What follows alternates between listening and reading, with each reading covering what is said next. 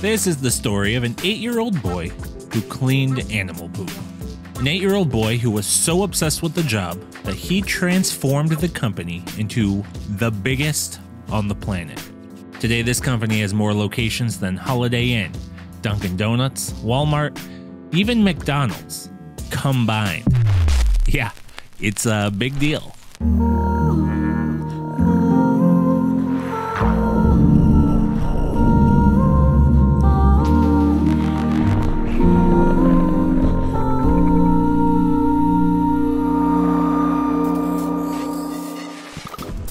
Let's set the stage. It was 1909 in America. Black men could vote, women still couldn't. The super rich had electric lights, and nearly everybody had an ice box.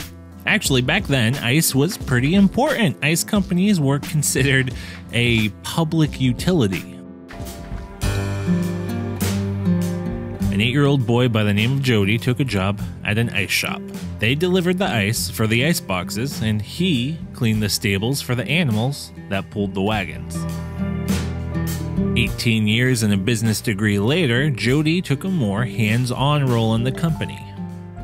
From the stables, to the loading docks, to active management. That's when they caught the attention of a bigwig looking to merge all the ice companies in the area. It was 26-year-old Jody who managed the details of the merger, landing himself on the board of directors. Now, that first year, one of his first meetings was with Uncle Johnny, who operated one of the retail locations. Johnny came in like, "Now I am just a simple ice man trying to make a simple ice living. My dear boy, do you know what people do when it is snowing outside? They buy milk, they buy eggs, and they most certainly do not buy ice. Now we're already paying for this expensive old-timey refrigeration. Why don't I just sell cold goods directly?"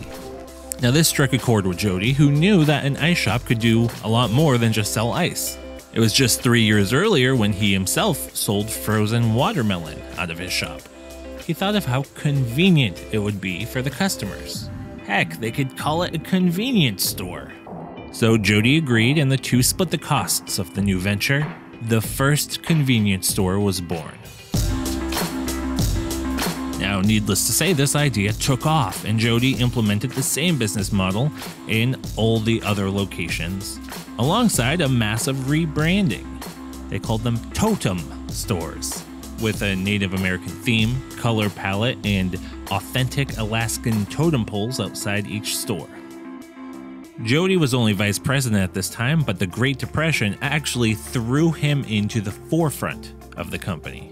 All the other owners sold out or went bankrupt. This left Southland Ice Company under Jody's ownership.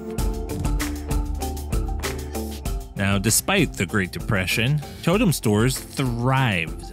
You see, once Prohibition ended, any store carrying alcohol did very well. Jody founded a damn farm to get the deep discounts on dairy products. And this is just the first step of his little empire. They'd go on to own 120 subsidiaries. But there was one innovation they made that was so big, they renamed the chain of stores after it. You see, one huge component of their success that I haven't touched on yet is the store hours.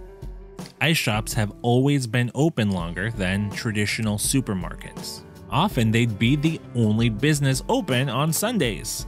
So it made sense when they extended their hours even further. While other businesses were open at best from 9 to 5, they were open from 7 to 11. The name changed, but the Native American colors stayed the same. And actually, the shape of their logo was inspired by their previous logo. Now, these innovations kept coming. It didn't stop with the hours. They would eventually be the first convenience store to offer fountain drinks, ATMs, gasoline, the first to use a television commercial. They even offered curbside service. Drive right in and come as you are. We'll come out and serve you in your car.